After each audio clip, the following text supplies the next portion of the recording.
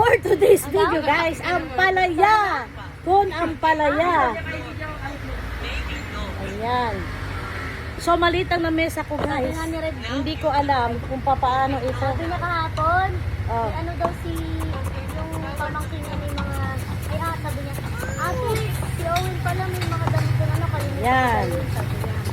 Ang sibuyas, bawang, kamatis natin, Kaya naman, nahiwa ko na, siniparate ko na kasi maliit lang yung lamesa ko na gamit ngayon.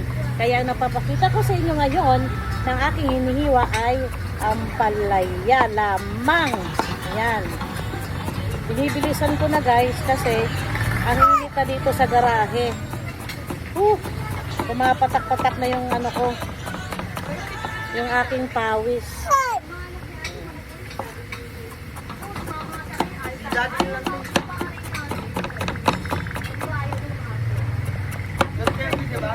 Ha? 20!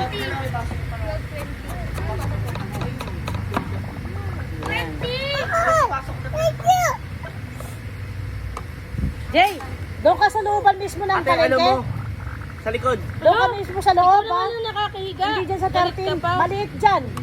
Ayaw ko dyan, maliit dyan. Malilit ang itlog dyan. May na-discover siya mas malaki. Hindi, maliit nga yung jumbo na binili niya eh. Yung binili ko malaki na. 9 nga ko lang alam. binili mo. 9 lang. Sabi mo, Pinawisan ako. 9 pesos.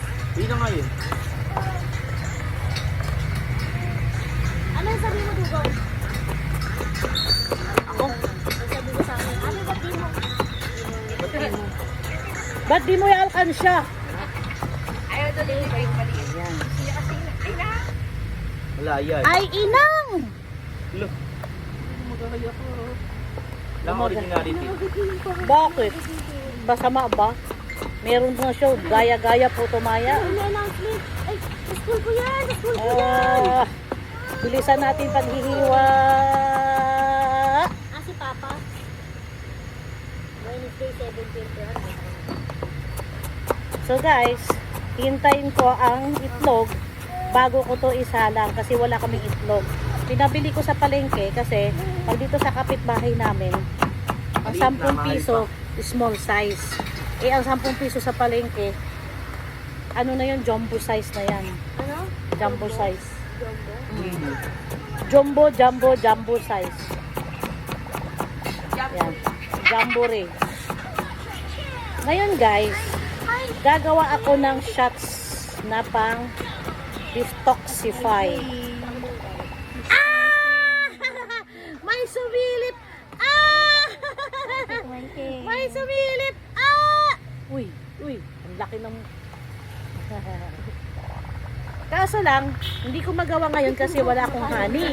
Pero inisip ko, instead of honey, para pang patamis lang naman yon, carrots na lang gamitin ko. No, Jason, pwede? Carrots? Carrots na lang munang gagamitin ko. Kasi, hindi ako nakabili ng honey. At saka, kaya ko naisipan gumawa ng shots ngayon. Kasi medyo mura ang celery. 120 ang kilo ng celery ngayon. Toxification. Pinagtawanan ako ng mga anak ko guys kasi sabi ko gagawa ako ng toxification. Eh sana, sinipsip na lang yung tambut ko ng kotse. Yun pala, detoxify pala. Magde-detoxify ako. Detox pala guys. Ay! Pagtigulang na talaga guys, no? Dito ba sa dyan? Dito kabila? Laging mali-mali ang buhay. Hindi. Yung usog mo. Oh, sige.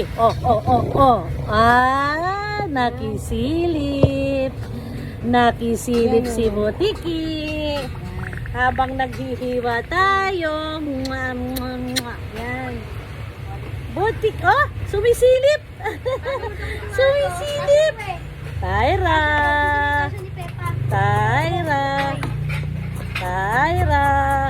Kanina pa yan sumisilip habang nagbablog ako. Kaya in-adjust ko na lang yung camera. Ay.